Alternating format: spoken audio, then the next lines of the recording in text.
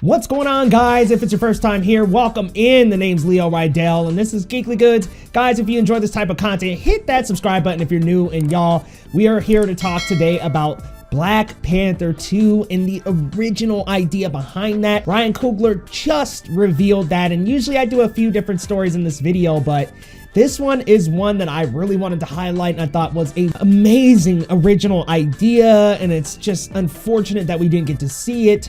Rest in peace, Chadwick Boseman. You will be dearly and always missed, my friend. Guys, let's not wait too much longer though. Let's dive into these new details that Ryan Coogler is revealing about the original Black Panther sequel. So this is coming out of New York Times from a video conversation with Ryan Coogler and co-writer Joe Robert Cole about what the second Black Panther will be about. Now, I'm going to skim around in the interview and simply highlight the portions that talk about the plot and what it was going to be about. So in the interview, the interviewer did ask, in the initial draft of the script before Chadwick's death, how were you looking at the story? What were the challenges? To which Coogler responded, it was, what are we going to do about the blip? That was the challenge. It was absolutely nothing like what we made. It was going to be a father-son story from the perspective of a father, because the first movie had been a father-son story from the perspective of the sons. In the script, T'Challa was a dad who had this forced 5-year absence from his son's life.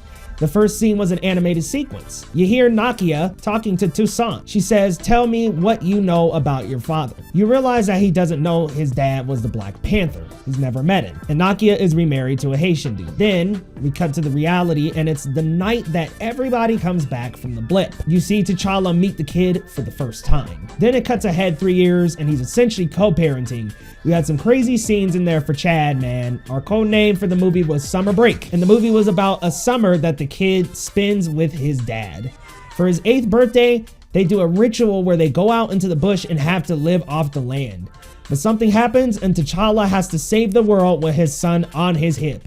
That was the movie. Was Namor the leader of the undersea nation Talokan in Wakanda Forever? Yeah, but it was a combination.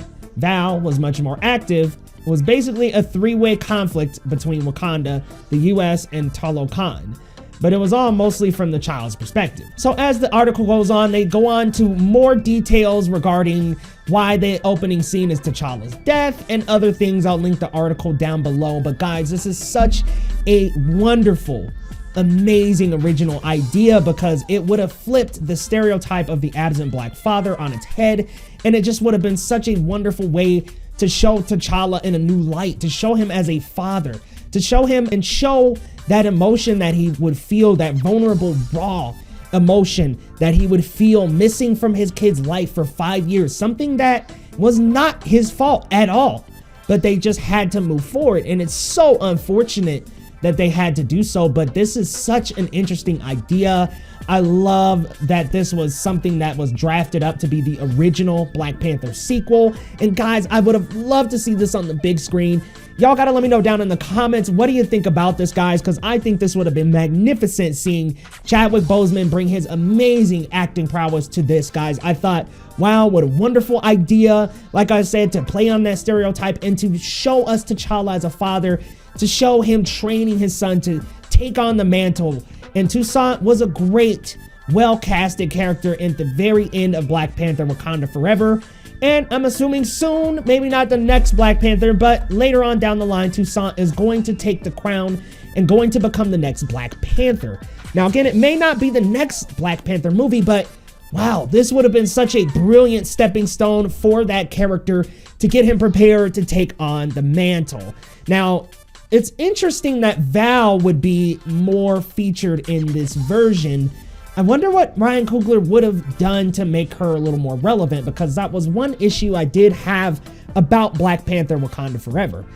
A lot of great things were happening regarding Namor and the Talokan, but Val just felt like such a screeching halt to a great movie. It was every time it flipped back to her and Ross, it was just a weird shift in dynamic. So I would have liked maybe to have a little bit more of her if the context were good, but I'm glad that Namor also would have been involved. It would have been cool to see a 3-way conflict between Wakanda, the US, and Talokan, but I think that would have worked a little bit more from the child's perspective in this movie, as he's training with his dad, and then they have to go back and help out, and then he discovers all those things. That would be a cool new thing for that character. But guys, you gotta let me know down in the comments, like I said, what do you think about the original ideas? Because wow, this would have been something so cool to witness.